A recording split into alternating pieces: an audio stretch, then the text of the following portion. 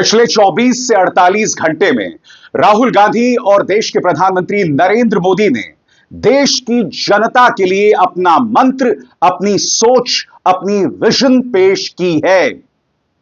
11 साल बाद भी प्रधानमंत्री नरेंद्र मोदी देश की जनता को यह बतला रहे हैं कि हिंदू खतरे में हैं। 11 साल बाद राहुल गांधी देश की जनता को कह रहे हैं, अंग्रेजी पढ़ो तरक्की करोगे। आज महज पिछले 48 घंटों में इन दो नेताओं ने क्या कहा है, वो पड़ताल मैं आपके सामने लेकर आ रहा हूं। 11 साल बाद भी अगर प्रधानमंत्री नरेंद्र मोदी ये कहने को मजबूर हैं कि हिंदू आस्थाएं खतरे में हैं, तो 11 सालों में आप हिंदू धर्म को क्या संरक्षण दे पाए हैं। मगर सबसे पहले दोस्तों, राहुल गांधी रायबरेली जाते हैं और वहां के युवाओं से संवाद करते हैं। वहां के युवाओं से कहते हैं कि आपको अंग्रेजी पढ़नी चाहिए।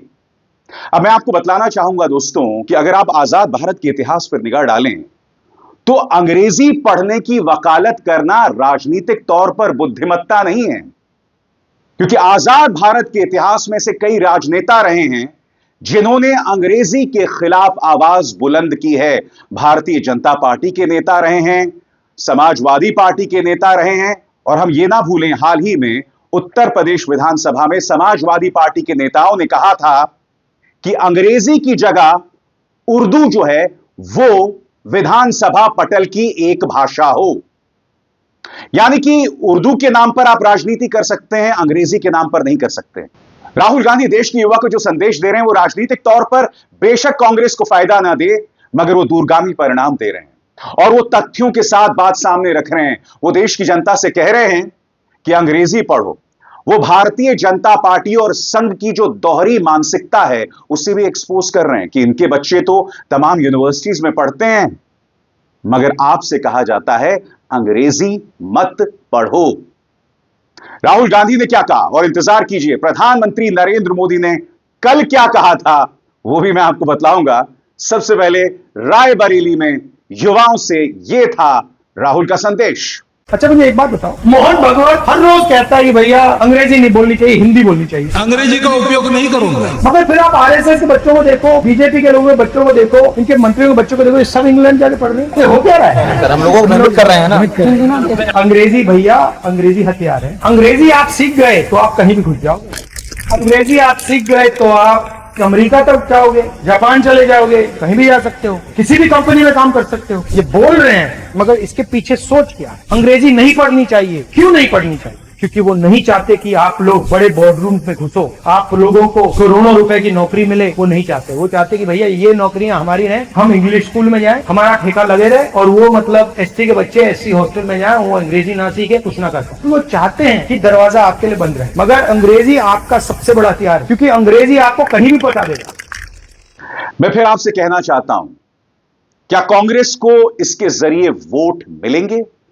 क्योंकि अंग्रेजी विरोध के जरिए चाहे समाजवादी पार्टी हो, भारतीय जनता पार्टी हो, उन्होंने अक्सर राजनीति की है। यहां पर राहुल गांधी कह रहे हैं कि अगर आप अंग्रेजी पढ़ोगे तो अंतर्राष्ट्रीय तौर पर आप अपनी जगह बना सकते हो। और जो बात राहुल गांधी कह रहे हैं उसकी जमीन है।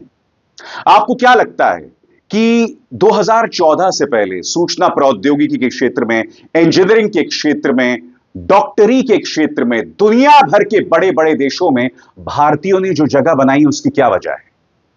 चीन से हम आगे रहे उसकी क्या वजह है? उसकी वजह यह है दोस्तों, क्योंकि हमारे यहां अंग्रेजी पढ़ाई जाती है, अच्छी अंग्रेजी पढ़ाई जाती है। ब्रिटेन और अमेरिका से बेहतर अंग्रेजी पढ़ाई जाती है। अगर आप यहां के पब्लिक स्कूल्स की बात करें, कॉन्वेंट स्कूल्स की बात करें, राहुल गांधी इसी सॉफ्ट पावर की बात कर रहे हैं, इसी ताकत की बात कर रहे हैं, और यही देश के युवा से कह रहे हैं। स्वतंत्र और आजाद पत्रकारिता का समर्थन कीजिए, सच में मेरा साथी बनिए। बहुत आसान है दोस्तों, इस ज्वाइन बटन को दबाइए और आपके सामने आएंगे ये 3 विकल्प, इनमें से एक चुनिए और सच के इस सफर में मेरा साथी बनिए। अब प्रधानमंत्री नरेंद्र मोदी को 11 साल हो गए सत्ता में। 11 साल बाद भी वो क्या कह रहे हैं कि जंगल राज वाले यानी तेजस्वी यादव और राहुल गांधी जो हैं वो हिंदू धर्म का अपमान कर रहे हैं, कुंभ के नाम पर हिंदू धर्म का अपमान कर रहे हैं। दोस्तों, आप जानते हैं ये सरासर झूठ है। मगर सबसे बड़ी बात, 11 साल बाद भी आपको यह विक्टिम कार्ड खेलना पड़ रहा है। 11 साल बाद भी आपको हिंदुओं को झूठ बोलना पड़ रहा है, भड़काना पड़ रहा है, डराना पड़ रहा है, उनके मन में यह डर बनाए रखना पड़ रहा है कि तुम्हारा वजूद खतरे में है। सुनिए प्रधानमंत्री नरेंद्र मोदी ने कल क्या कहा था। ये जो जंगल राज वाले हैं, इनको हमारी धरोहर से, हमारी आस्था से नफरत है। इस समय प्रयागराज में एकता का महाकुंभ चल रहा है।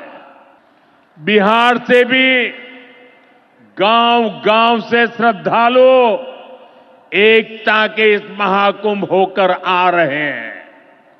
लेकिन ये जंगल राज वाले महाकुंभ को ही गाली दे रहे हैं।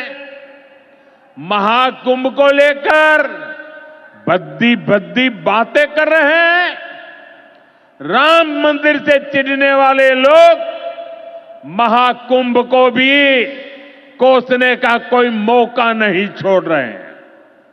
मैं जानता हूं महाकुंभ को गाली देने वाले ऐसे लोगों को बिहार कभी भी माफ नहीं करेगा। इत्तेफाकन प्रधानमंत्री नरेंद्र मोदी असम में थे, मध्य प्रदेश में थे और बिहार में, और तीनों जगह उन्होंने यही राग अलापा कि आस्था पर खतरा है, हिंदू धर्म खतरे में है, हिंदुओं का अपमान किया जा रहा है, महाकुंभ के नाम पर हिंदुओं का अपमान किया जा रहा है। मैं आपको बतलाना चाहता हूं दोस्तों, प्रधानमंत्री नरेंद्र मोदी ने क्या कहा था आपकी स्क्रीन पर। वो कहते हैं, इस समय प्रयागराज में एकता का महाकुंभ चल रहा है। यह भारत की आस्था का, भारत की एकता और समरसता का सबसे बड़ा महोत्सव है। लेकिन ये जंगलराज वाले महाकुंभ को गाली दे रहे हैं। राम मंदिर से चिढ़ने वाले लोग महाकुंभ को भी कोसने का कोई मौका नहीं छोड़ रहे हैं। ये लोग हमारे पर्व, परंपराओं और प्रथाओं को गाली देते हैं।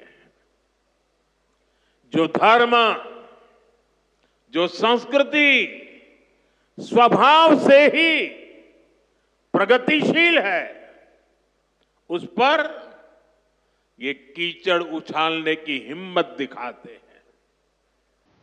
मैं आपसे एक सवाल पूछना चाहता हूं दोस्तों, अगर यह समरसता की मिसाल है तो मुसलमानों के प्रवेश पर क्यों रोक है? यह काम तो मुख्यमंत्री आदित्यनाथ की सरकार ने कर डाला ना। एक भी मुसलमान जो है महाकुंभ में प्रवेश नहीं कर सकता। जब आप समरसता की बात कर रहे हैं यहां पर, तो क्या वजह है प्रधानमंत्री कि मुसलमानों के प्रवेश पर रोके? सबसे बड़ी बात मैं ये समझ नहीं पा रहा हूं कि महाकुंभ को गाली किसने दी। राहुल गांधी ने महाकुंभ के अंदर जो भगदड़ मची थी उस पर सवाल उठाया। कई जगहों पर यह आंकड़े आ रहे हैं कि कम से कम 100 लोगों की मौत उस भगदड़ में हुई है। तमाम पत्रकार जो जमीन पर उतरे, जिन्होंने पड़ताल की, वो इस निष्कर्ष पर पहुंचे, मगर आपकी सरकार अब भी 30 के आंकड़े पर फंसी हुई है। महाकुंभ की जो बदइंतजामी है वो तमाम जगहों पर दिखाई देती है। नई दिल्ली रेलवे स्टेशन में भगदड़ मच गई, आप कहते हैं 18 लोग मारे गए। यह सरकार अपनी जिम्मेदारी से इस कदर बचती है दोस्तों कि जो लोग मारे गए इन्होंने 10 लाख रुपए कैश दे दिए। क्यों? क्योंकि जब आप कैश दे देंगे तो जवाबदेही नहीं बचती ना, तब किसी तरह की लिखा पढ़ी नहीं होगी। लोगों को कैश दे दो, कोई जवाबदेही नहीं। लोग नहीं जानते आज तक कि नई दिल्ली रेलवे स्टेशन में जो भगदड़ मची उसमें कितने लोग मारे गए। और प्रधानमंत्री नरेंद्र मोदी फिर क्या कहते हैं कि ये लोग महाकुंभ को कोसते हैं। नहीं प्रधानमंत्री, चाहे राहुल गांधी हो, चाहे तेजस्वी यादव हो, ये लोग महाकुंभ को नहीं कोस रहे हैं। ये लोग सिर्फ बदइंतजामी पर सवाल उठा रहे हैं। मगर आप न जाने इसको कहां लेकर जा रहे हैं। आज यह सवाल उठना लाजमी हो जाता है कि प्रधानमंत्री नरेंद्र मोदी का क्या मंत्र है और उसके जवाब में राहुल गांधी क्या मंत्र पेश कर रहे हैं। आखिर क्या वजह है कि 11 साल बाद भी प्रधानमंत्री नरेंद्र मोदी मजबूर हैं कहने को कि हिंदू की आस्था खतरे में है, कि विपक्ष जो है वो हिंदुओं को गाली देता है।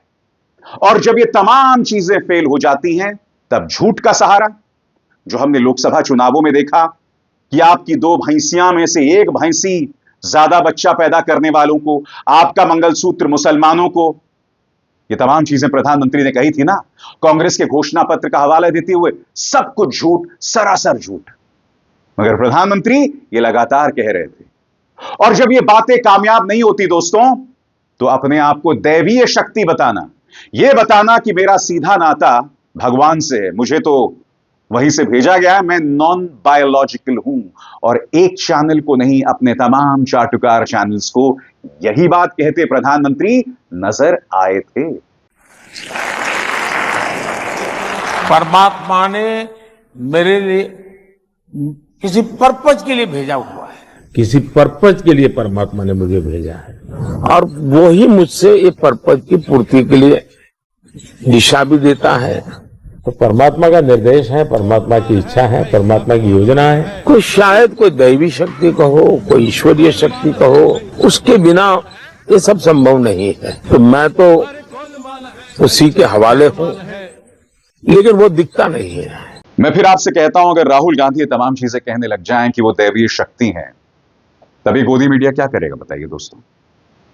गोदी मीडिया तो प्रधानमंत्री नरेंद्र मोदी से सवाल पूछने के नाम पर विवाहों का निमंत्रण पत्र पढ़ता है। याद है कि नहीं, परम चाटुकार शर्मा जी किस तरह से कसीदे पढ़ रहे थे, गौर फरमाइए। इन्होंने जैसे शादी का कार्ड छापते हैं, ऐसे शादी का प्रोग्राम छापा है। इन्होंने लिखा 1 जून को मेहंदी और 2 को केजरीवाल की विदाई,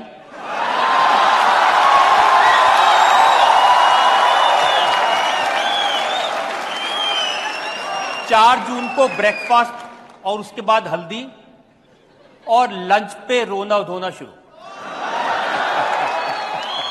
3 बजे ईवीएम की डोली में वापसी,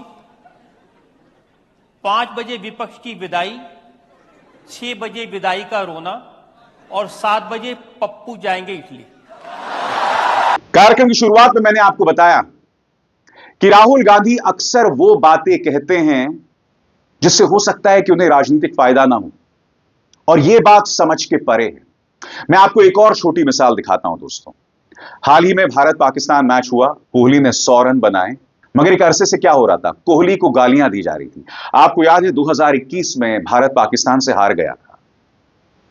उस वक्त याद कीजिएगा, मोहम्मद शमी को गालियां पड़ी थी, भाजपा का प्रचार तंत्र उन्हें गालियां दे रहा था। तब विराट कोहली मोहम्मद शमी के पक्ष में आए थे, और फिर आपको याद होगा विराट कोहली को गालियां दी जाने लगी,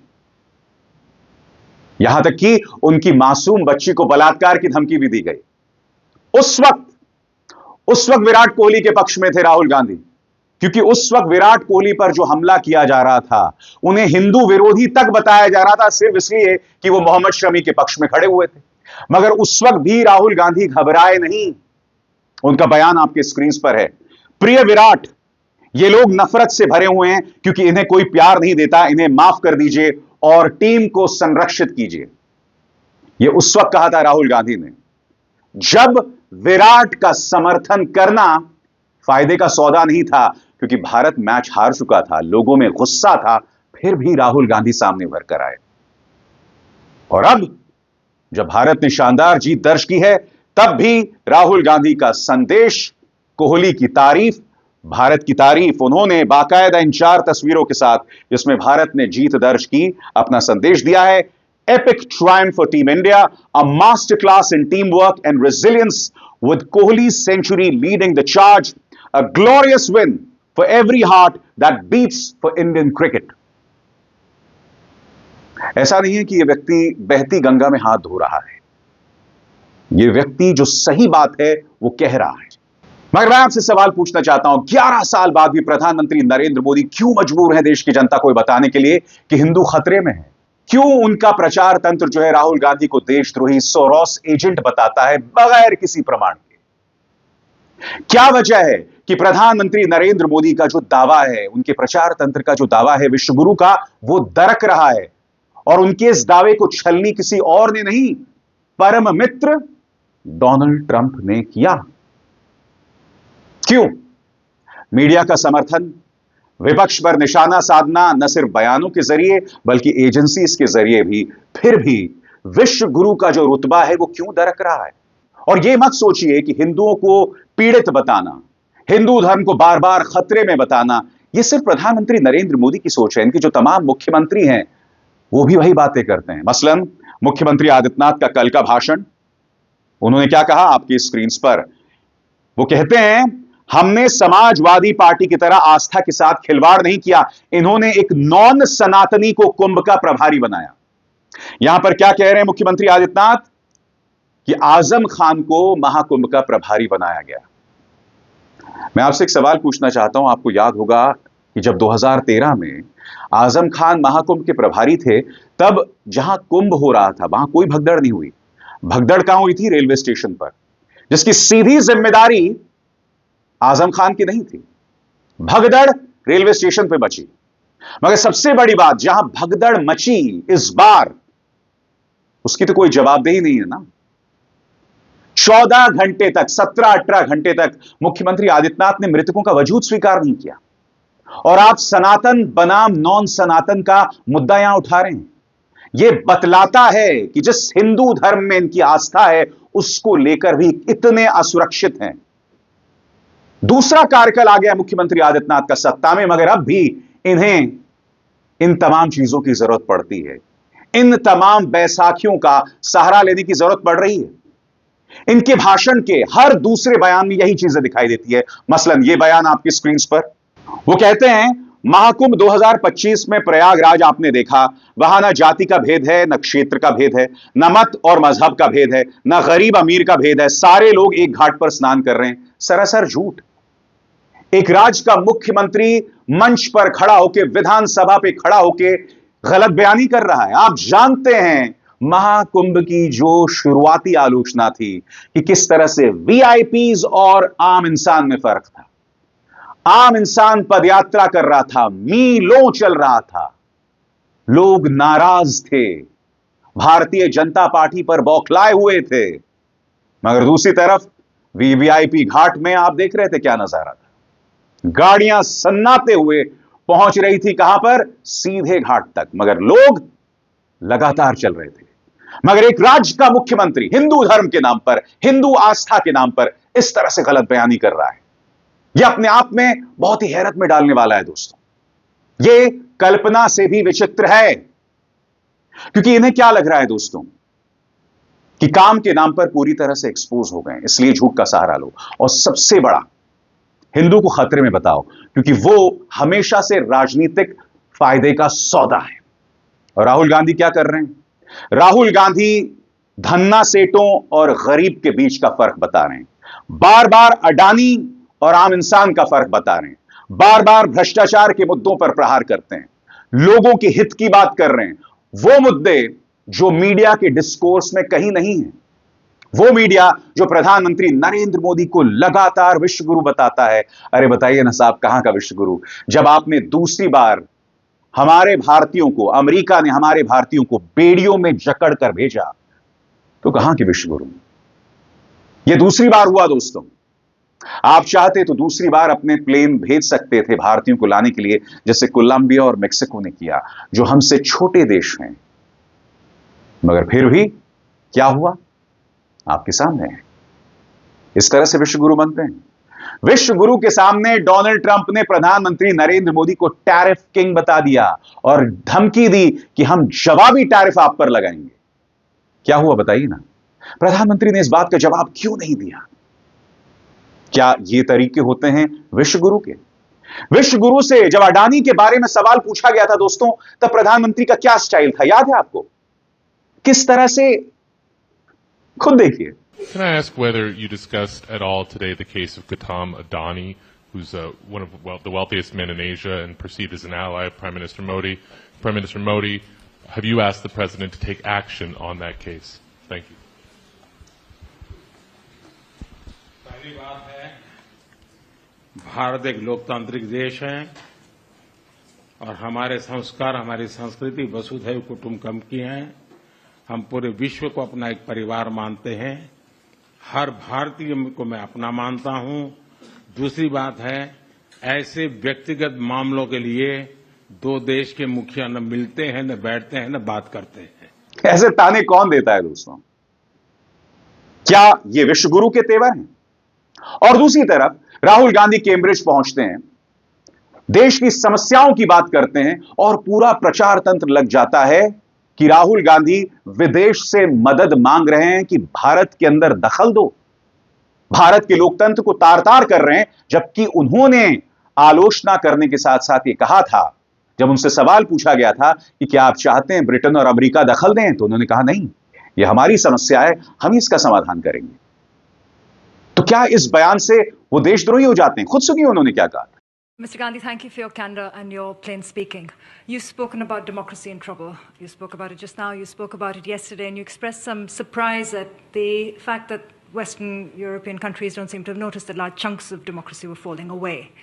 So here's my question, two-parter. One, what are you, the Congress Party, but you also the opposition, planning to do about this? And part two, what would you like London, Paris, Berlin, all the other capitals, the governments and the people to do about this? No, look, first of all, it's our problem, right? It's an internal problem. It's an Indian problem. And the solution is going to come from inside. It's not going to come from outside. मगर प्रधानमंत्री नरेंद्र मोदी राजनीति में माहिर हैं, इसे इनकार नहीं किया जा सकता है। उन्हें पता है लोगों का इस्तेमाल कैसे किया जाए। मसलन ये आदमी Ranveer Allahbadia, so called influencer, इसने मां बाप के ऊपर अश्लील बयान दिया, अब ये भगोड़ा बना हुआ है। मगर याद कीजिए, यही व्यक्ति भाजपा का प्रचार करने में लगा हुआ था। इसने एस जयशंकर का इंटरव्यू किया, पीयूष गोयल का इंटरव्यू किया, स्मृति ईरानी का इंटरव्यू किया, और फिर प्रधानमंत्री नरेंद्र मोदी ने बाकायदा इन्हें सम्मानित भी किया था। खुलकर यह भाजपा का प्रचार कर रहा था, भाजपा के जहरीले तबकों का प्रचार करता था, खुलकर लगातार कर रहा था। यह सब हो रहा था ना, मगर फिर अब इस पर गिरफ्तारी की तलवार जो है वो लगी हुई है। हालांकि सुप्रीम कोर्ट ने दखल देके इन्हें गिरफ्तारी से बचा लिया है। जी हां, आम इंसान अर्नब गोस्वामी, आम इंसान रणवीर अलाहाबादिया का फर्क यहां पर भी दिख गया। तो एक इन्फ्लुएंसर जिनका इस्तेमाल कर रहे थे, अब उसे ड्रॉप कर दिया है। अब किस पर निगाह है? धीरेन्द्र शास्त्री पर, जिन्हें प्रधानमंत्री अपना छोटा भाई बताते हैं, सामाजिक एकता का प्रतीक बताते हैं। धीरेन्द्र शास्त्री को मैं चेतावनी दे दूं, आज आप छोटे भाई हैं, एक दो गलती करके देखिए, आप भी गायब हो जाइएगा। क्योंकि आसाराम के सामने भी भाजपा के तमाम नेता नतमस्तक होते थे, अब कोई इनके दरबार में नहीं जाता है। जी हां, राम रहीम को लगातार पैरोल पर रिहा किया जा रहा है तब तक जब तक इनके नाम पर वोट मिल रहा है। और उन्हें रिहा कौन कर रहा है? भाजपा रिहा कर रहा है, लगातार कर रहा है, बार बार रिहा कर रहा है। तो यह फर्क है। और जहां तक राहुल गांधी की बात है, आपको याद है जब राहुल गांधी ने भारत जोड़ो यात्रा शुरू की थी, तब उन्होंने कुछ इंटरव्यूज दिए थे। उनमें से कुछ इंटरव्यूज की आलोचना भी हुई थी कि राहुल गांधी को ऐसे लोगों को इंटरव्यू देने में क्या मतलब है, जिससे उन्हें कोई फायदा नहीं है, जिससे वो अपना वर्ल्ड व्यू, अपनी सोच जनता तक नहीं पहुंचा पा रहे थे। स्वाभाविक सी बात है, उनके साथ एक ऐसी टीम है जिसकी कोई दृष्टि नहीं है, जिसकी कोई सोच नहीं है, जो पूरी तरह से मानसिक तौर पर दिवालिया हैं। इसीलिए उन्होंने ऐसे ऐसे इन्फ्लुएंसर्स को इंटरव्यू दिया। हालांकि इनमें से एक दो इन्फ्लुएंसर्स ऐसे हैं जो मुझे पसंद है, चाहे वो समधीश हो, चाहे वो कर्ली टेल्स हो, मगर उन्हें इंटरव्यू देकर राहुल गांधी को कोई फायदा नहीं हुआ राजनीतिक तौर पर। क्योंकि जब आप एक राजनेता होते हैं, आप जब भी कोई इंटरव्यू देते हैं तो आपको अपना फायदा भी देखना पड़ता है। जैसे कि प्रधानमंत्री नरेंद्र मोदी रणवीर अलाहाबादिया या धीरेन्द्र शास्त्री के जरिए निकलवा लेते हैं। राहुल गांधी की शायद टीम इतनी कमजोर है कि उसके पास ऐसी दूरगामी दृष्टि नहीं है, ऐसा फॉरवर्ड लुकिंग सोच नहीं है। मगर प्रधानमंत्री नरेंद्र मोदी कट्टर राजनेता हैं। यूज एंड थ्रो जो राजनीति का अभिन्न अंग रहता है, प्रधानमंत्री उसे बखूबी जानते हैं। सबसे बड़ी बात, जिस राहुल गांधी को ये लोग देशद्रोही बताते हैं, उस राहुल गांधी के खिलाफ पिछले 11 सालों में उसकी बातों का जवाब देना तो दूर, भारतीय जनता पार्टी ने अपने आप को दुनिया की सबसे बदनाम झूठ की फैक्ट्री बना दिया है। उनके प्रचार तंत्र का प्रमुख यह आदमी अमित मालवीय हर दूसरे दिन झूठ बोलता पकड़ा जाता है। यह है देश की जनता को भारतीय जनता पार्टी की सौगात, यह है इनकी विरासत। और ऐसा क्यों हो रहा है दोस्तों? क्योंकि राहुल गांधी की मौजूदगी से लोग बौखलाए हुए हैं। और जब आप एक व्यक्ति की राजनीति का जवाब नहीं दे पाते हैं, तब आपके पास सिवाय नफरत और झूठ के कुछ नहीं होता है। और यही वजह है कि हर गुजरते दिन के साथ भारतीय जनता पार्टी की हालत खराब होती जा रही है, जहां तक संवाद की बात है। मगर इस पर सवाल कौन खड़ा करे? अधिकतर गोदी मीडिया या तो इससे मुंह फेर लेती है या फिर इसी झूठ को परम सत्य मानकर दुनिया को परोसती है। मसलन आपने देखा होगा 21 मिलियन अमेरिकी डॉलर के मुद्दे पर किस तरह का झूठ चलाया था तमाम न्यूज चैनल ने। इस गुल्लू ने तो यह तक कह दिया था कि ट्रंप ने बाकायदा प्रधानमंत्री नरेंद्र मोदी को नाम सौंपे हैं कि वो 21 मिलियन अमेरिकी डॉलर्स जो हैं किसे मिले हैं। फिर बाद में ट्रंप खुद आते हैं कि ये 21 मिलियन अमेरिकी डॉलर्स मोदी को दिए गए, जबकि आप जानते हैं कि इस मुद्दे को लेकर वॉशिंगटन पोस्ट से लेकर इंडियन एक्सप्रेस ने पड़ताल की थी, जिससे पता चला था कि ये 21 मिलियन अमेरिकी डॉलर्स यानी 182 करोड़ दिल्ली को नहीं ढाका को दिए गए थे। ये मीडिया ये सवाल खड़ा कर सकता था कि अगर देश में 21 मिलियन अमेरिकी डॉलर्स आए हैं लोकतंत्र को तहस नहस करने के लिए, तो बड़ा सवाल दोस्तों, यह सवाल तो पूछा जाना चाहिए ना कि ये 21 मिलियन डॉलर्स किसकी जेब में गए? आपकी एजेंसीज क्या कर रही थी? झूठ बोलो, बार बार झूठ बोलो। यह कहीं ना कहीं भारतीय जनता पार्टी की राजनीति का हिस्सा है। यह मंत्र किसी और ने नहीं, स्वयं प्रधानमंत्री ने अपने इस भाषण के जरिए दिया था। झूठ बोलो, जोर से बोलो, बार बार बोलो, इधर भी बोलो, उधर भी बोलो, खड़े खड़े बोलो, नाच नाच के बोलो, झूठी बोलो। तो देखा आपने, झूठ बोलो, बार बार झूठ बोलो, और यह हर तरफ दिखाई देता है। यह अब संवाद का हिस्सा बन गया है, क्योंकि अगर झूठ ना बोला जाए तो राजनीति नहीं हो सकती, अगर नफरत ना परोसी जाए तो राजनीति नहीं हो सकती, अगर इस देश के बहुमत में रहने वाली जनता को पीड़ित ना बताई जाए तो उनके वोट हासिल नहीं हो सकते। यही राजनीति बन गई है। और स्वाभाविक सी बात है दोस्तों, देश की जनता के सामने यह दोहरी विचारधारा है। एक प्रधानमंत्री नरेंद्र मोदी की जो 11 साल बाद भी अपने आप को पीड़ित बताते हैं, और दूसरी तरफ राहुल गांधी जो तमाम विषमताओं के बावजूद मुकाबला कर रहे हैं। इनकी सांसदी चली गई थी, अब इनकी नागरिकता को भी चुनौती दी जा रही है। ये तमाम चीजें चल रही हैं। उन्हें हर गुजरते दिन के साथ देशद्रोही बताया जाता है, उनके खिलाफ एक भीड़ खड़ी की जा रही है। और मैं नहीं जानता हूं दोस्तों आने वाले वक्त में इसका क्या असर पड़ने वाला है, क्योंकि भारतीय जनता पार्टी इतनी खतरनाक राजनीति कर रही है कि कल को एक बड़ी और बुरी घटना हो जाए तो इसकी जिम्मेदारी सिर्फ और सिर्फ भाजपा के कंधों पर होगी। अभिसार शर्मा को दीजिए इजाजत। नमस्कार।